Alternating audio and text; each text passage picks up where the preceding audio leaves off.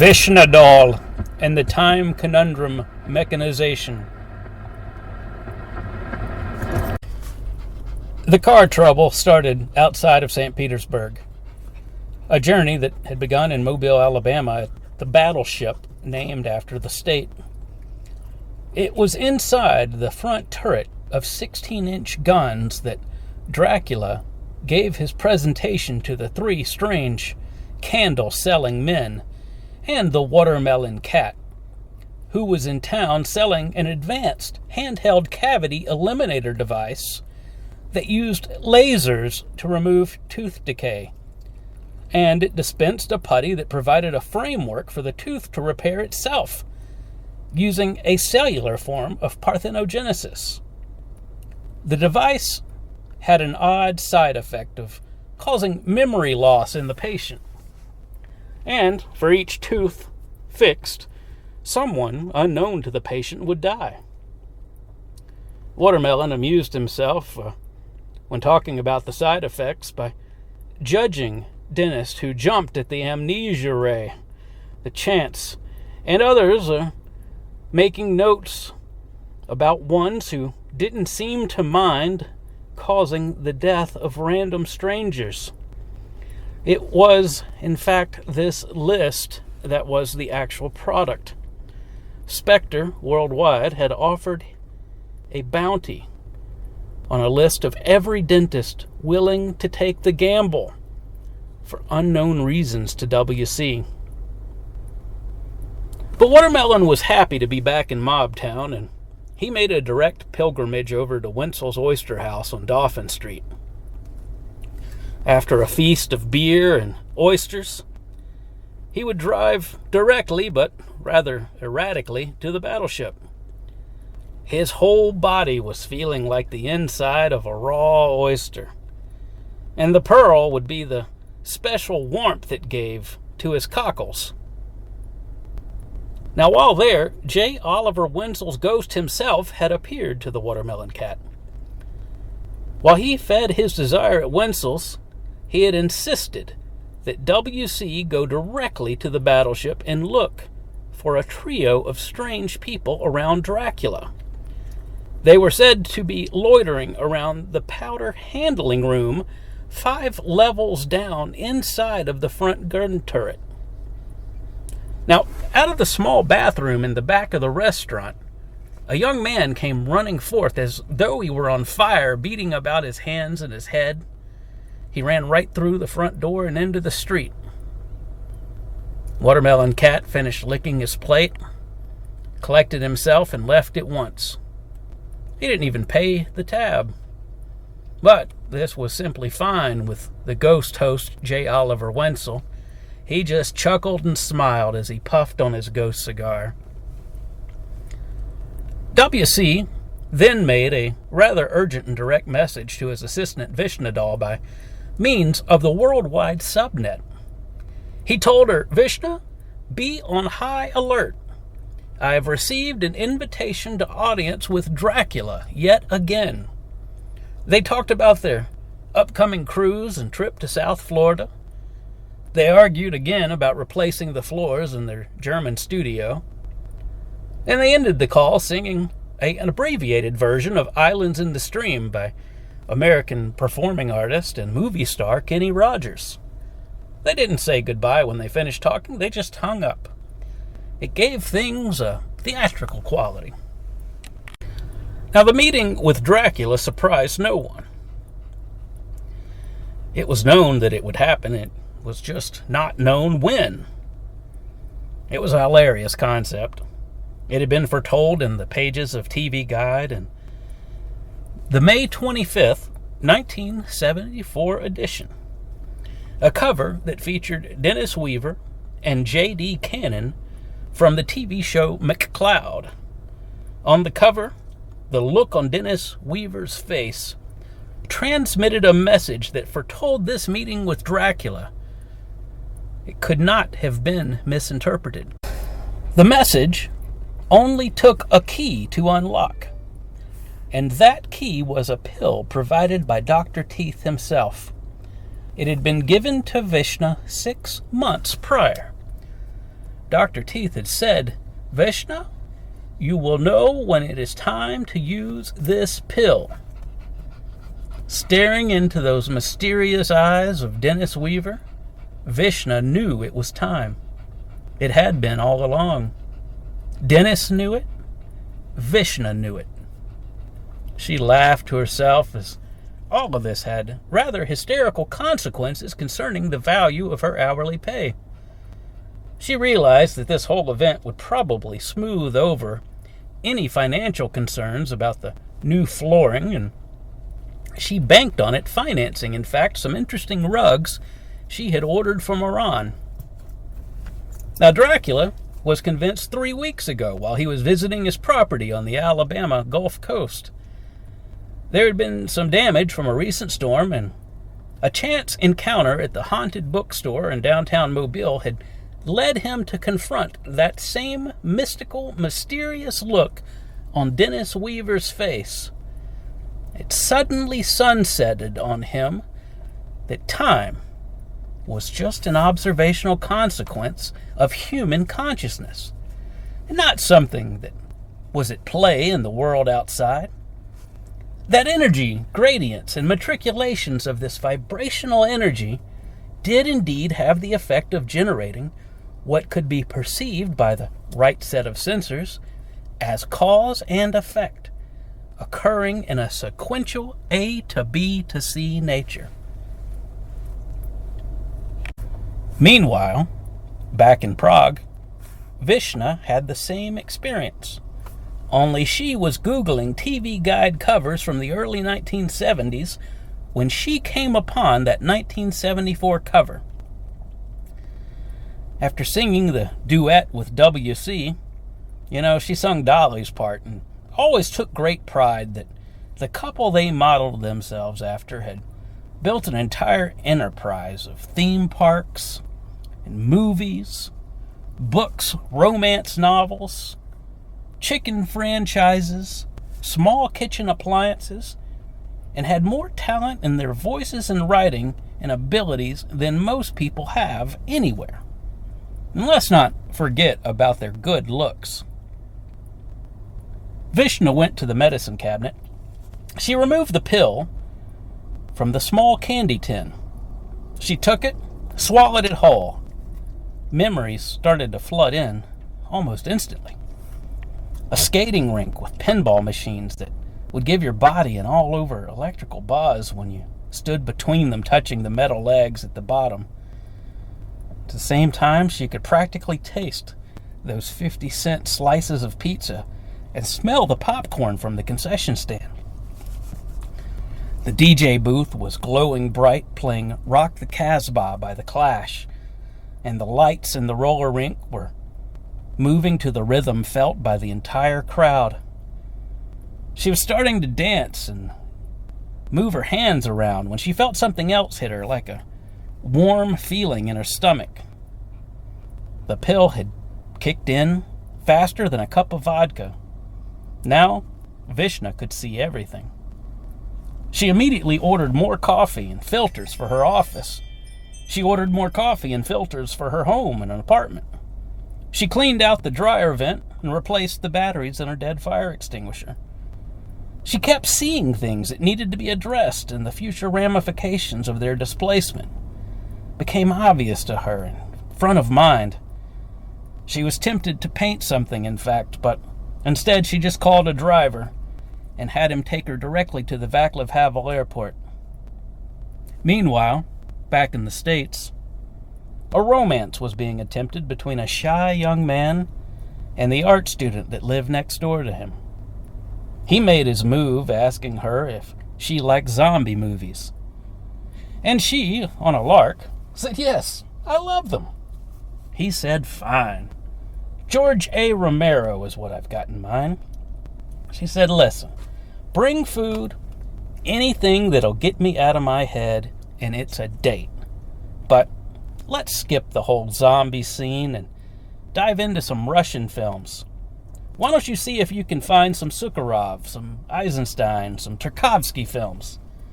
If you want to get in my pants and you want me to get in yours, that's a recommendation." Meanwhile, back in the jungle, something hit a man rather like an atomic bomb. He smelled something cooking and alarmingly realized, my oh my, they's cooking me. Simultaneously, in Mobile, Alabama, Dracula was pacing just like Sammy Davis Jr. did before the curtain went up. He was ready to start, but the damn watermelon cat wasn't there yet. He would turn dramatically at the end of each walk, causing his cape to fly up brilliantly. His luchadorian assistants were very proud of this incredible man, this immortal being. His tailoring, the red silk lining under the flowing black fabric. It had been cut by hawks on Savile Row. My God, he was a good-looking man, thought one of them, while opening a new piece of gum. It was fortune-telling gum. That was one of the side effects of immortality. Not the gum, but it made you damn good-looking. To most anyone. Our genetics, in fact, are programmed to see signs of immortality or good genes as being absolutely beautiful. It's a monster hidden inside of us that just wants to live forever. That is the fight. All technology, it turns out, is in the end a battle with chaos, trying to preserve little bits of order. Dracula thought to himself, all this cancel culture business is really nothing more than a dry rehearsal for mass murder. Why, it's happened every time the communists have taken control. Same with Hitler. Everyone thought they were doing the right thing. The strange candle-selling men were glowing for unknown reasons when Watermelon Cat appeared in the doorway. It was, in fact, radium that caused them to glow. They were covered in radium dust. It's precisely why they had applied such a thick coating of Vaseline all over their exposed skin and over their clothing. The thick, goopy Vaseline provided a perfect surface for the radium powder to stick to, and the translucent nature of the petroleum helped allow for better all global illumination. They were what you would call a cult. The candles helped spread the word by way of a mind-programming scent.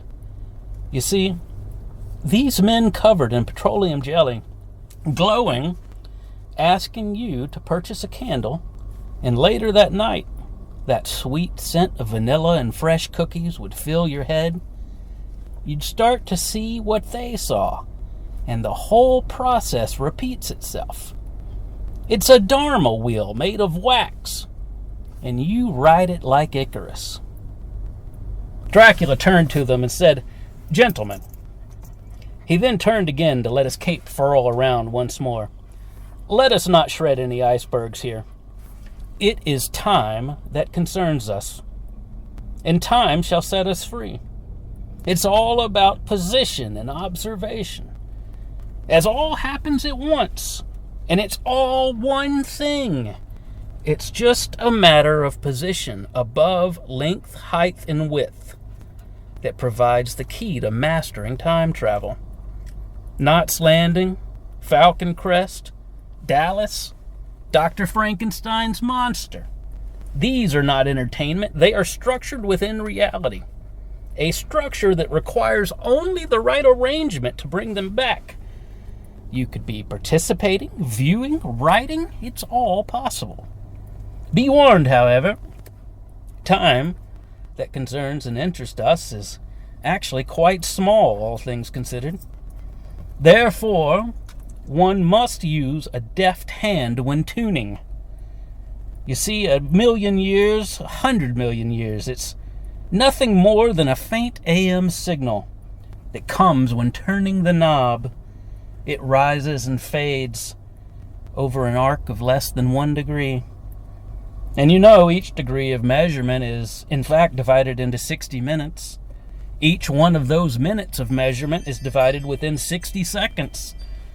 So we are indeed talking about a very short amount of time relative when it comes to turning to the knob. I'll pass out these Vernier tunings on wood basis. These velvet vernier tuners are something I had a man down in Jersey build for me. You're going to need this when you find the mechanic. When you do meet the mechanic, you will be given a special antenna resonator. And with this, you will be able to tune in any time that has happened or will happen.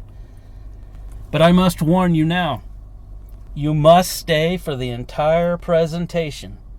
The mechanic has a wonderful opportunity for you and your whole family. This is something that you can't afford to pass up. When's the last time you did something for yourself?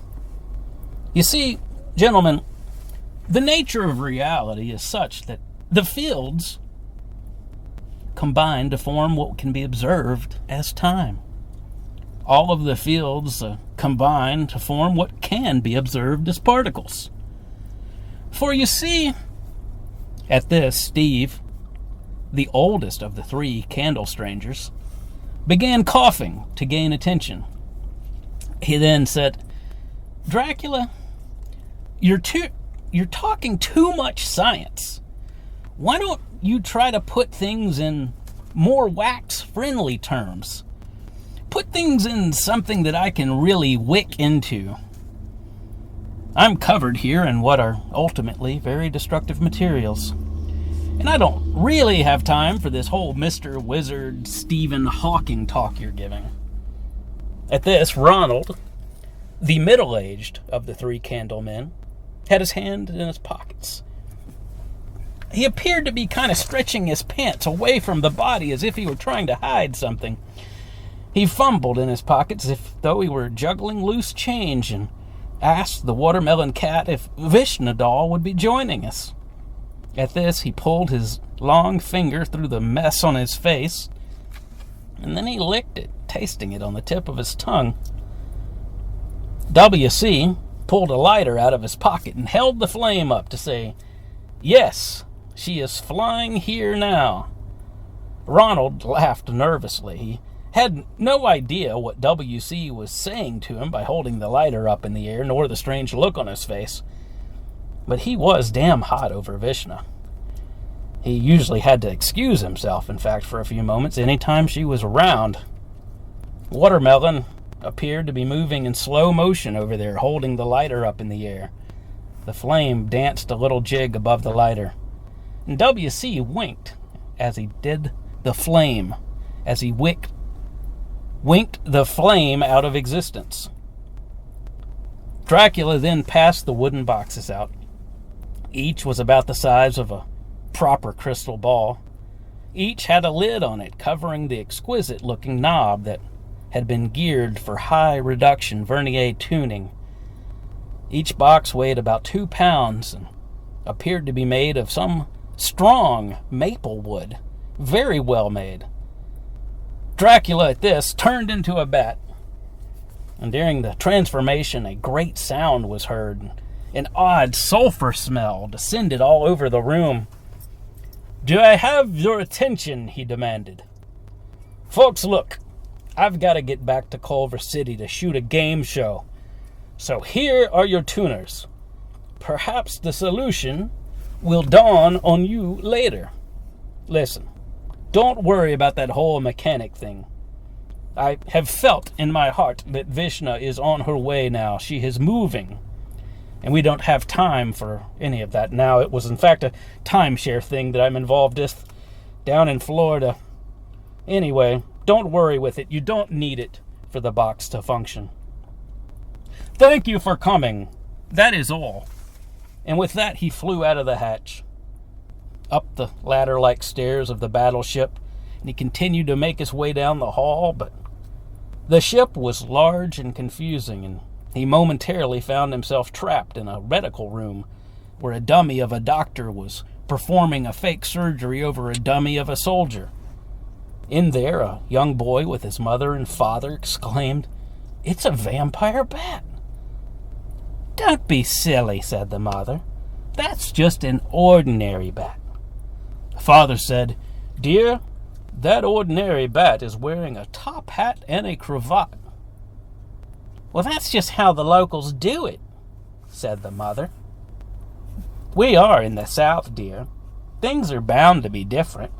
After all, considering the code and the local bats, they might just do such a thing." The father said. "It is an old concept, but it checks out." The boy knew he would never forget this moment. He knew that in years to come he would relate it to therapist after therapist as evidence of how fucked up his childhood had been.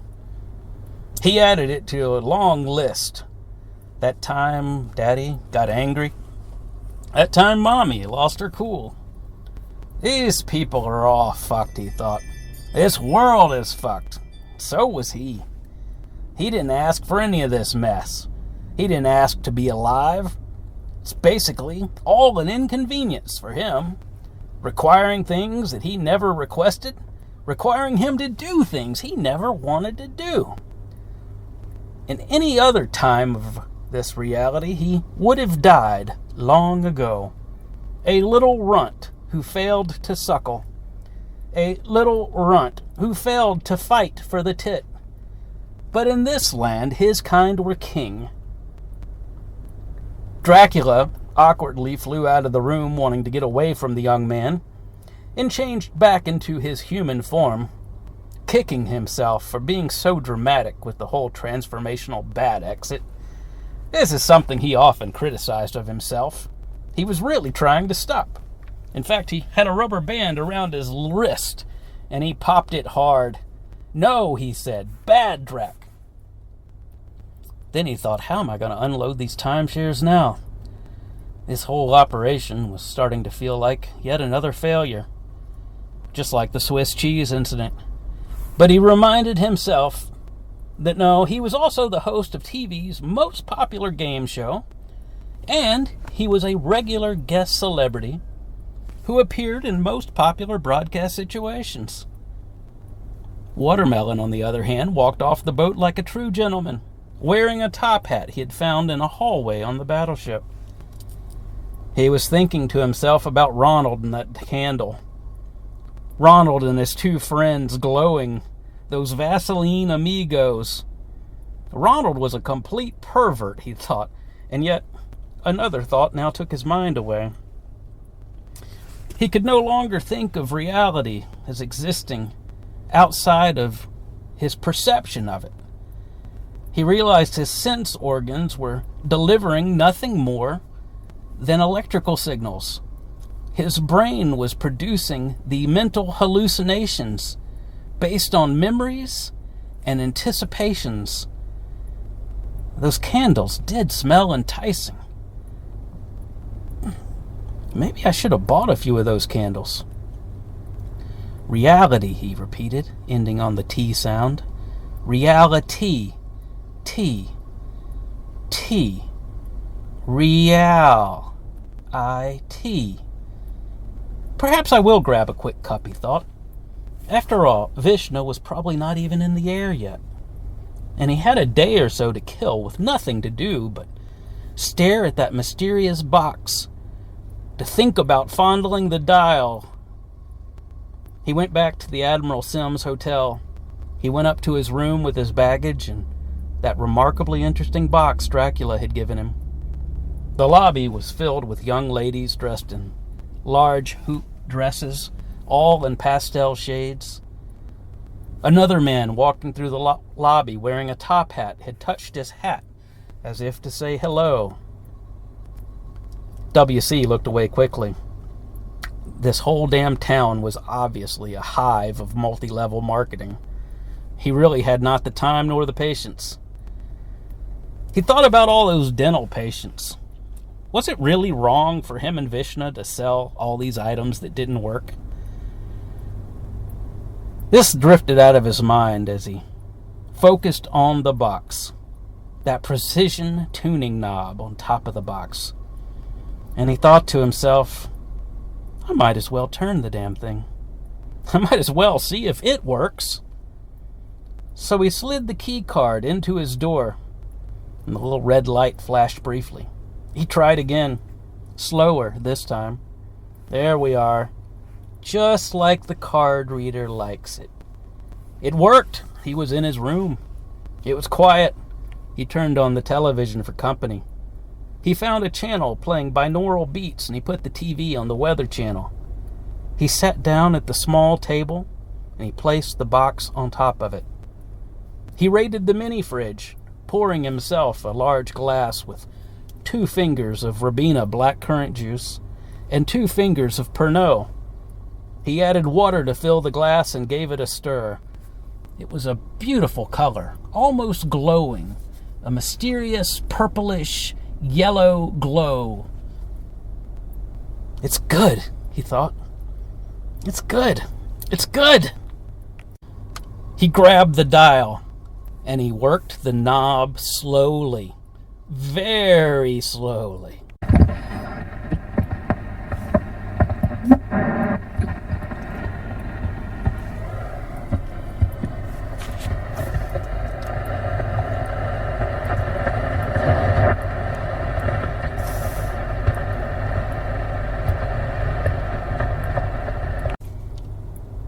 It was a clear day. He was on a boat. Vishna doll lay beside him. She was covered in mud. Turns out so was he. "What's happening?" he asked. "I don't know," said Vishna. "That cabin boy's taking forever with my drink." "Where the hell are we? When did you get to Mobile? When did we get on this boat?" "Honey," she said, "I arrived a week ago. We spend time at beach, go to New Orleans. We see all those Sammy Davis Jr. impersonators. Then we take tour of the 1984 World Fair ruins. You get sick on bad seafood. Then we get on that helicopter with those strange candle-selling men. They cured you with clove cigarettes. They cured you with enema baths. You don't remember this, sweetie cat?" "No, not at all. Say, did I show you a box with a dial on top of it?" "Oh, honey, I'm not falling for that trick. Reach into the popcorn bowl?" "No." Just then, Vishna's drink showed up. "But I know what you mean. The time box thingy, yeah, it's in the bowling ball bag in our deluxe room featuring balcony and sitting area. Strange candlemen doing a show tonight, this evening up on the Lido deck. We do have tickets, by the way, and they've got that Eddie Albert robot with them." I suppose the knob is quite sensitive, thought W.C. Perhaps I better use a feather next time. They both looked over the program and learned more about the World of Candle show at 8 o'clock. It was the 3 strange candle-selling men, very same he had met on the battleship. He wondered, what does it mean that they're still alive? Had they turned their knob as well? How many knobs were out there? If other people turned their knobs, would that affect my reality? These are things we do not know, he told himself. The robot was set to perform the Green Acres theme song before the final act. Ship personnel were all selling T-shirts featuring the robot's face. Many in the crowd were holding washers up in the air to show celebration and tribute to America's favorite droids. That evening, they had the closest table to center stage and a perfect view of Eddie Albert robot. The strange candle-selling men did their stage magic, which involved covering audience members in Vaseline and wrapping an oversized Roy Orbison effigy in cling film saran wrap. The audience went wild as Roy Orbison descended onto the stage, and wilder still when the 3 strange candlemen began circling him like a pole dance, wrapping him in the clear film. The wonderful sound system was pumping out a melody of his greatest hits, punctuated by the haunting refrain of his hit song, Crying. Well, I give him one thing, thought Vishna. They sell a whole lot of their special candles when that robot appear. He roll out singing song about great forest in the Pacific Northwest. It was horrible. He kept saying, "There you go," as if it was some well-loved and hilarious catchphrase to everyone. But it landed absolutely flat. He sounded nothing like Eddie Albert. It didn't even look like Mr. Albert. He was then joined on stage by a second Eddie Albert robot. Moving around together in choreographed dance, they tore into their big hit Green Acres. Green Acres is the place for me. Farm living is the life for me. Vishna was disgusted. She reached into her purse and grabbed the box with the tuning knob. She placed it on the table. She gently touched the knob and moved it a bit further than intended, perhaps 1 degree clockwise.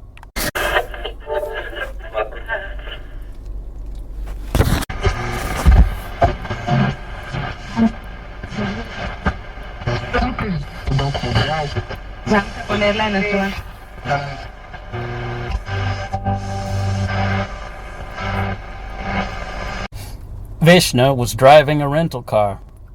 WC was in the passenger seat. A candle pendant hung on the rearview mirror. It smelled like vanilla sugar cookies, and the small flame pendant rocked with the movements of the car. They were headed toward St. Pete, going north on the Sunshine Skyway Bridge. Then smoke started to wisp out of the front hood vents. Vishna felt the car begin to lose power. The lumbar support in both seats went completely out. Disgusted, they parked the car on the side of the road. It would drive no more. It was now a geyser of steam coming out of the front. They raised the hood, but the radiator was far too hot to open. The steam had only increased with this cessation of movement. Vishna and WC were rather amazed as they saw the giant cowboy hat wearing head appear in the steam. It was Dennis Weaver. He smiled, tilted his head, and simply said, "There you go." Then he disappeared. WC was apoplectic. He said, "Are you thinking what I'm thinking?" Vishna said, "Yes, darling, give me the damn box now. We're going to turn that stupid knob. Turn it!" They went to the car. They unzipped the bowling bag in the back. They lifted the box with the knob and just cranked the hell of it to the right with a hard spin.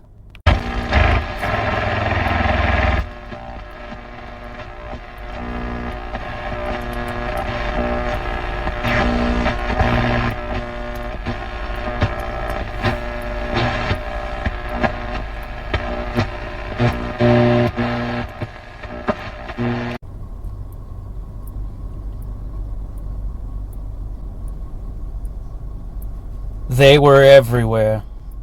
They were everything.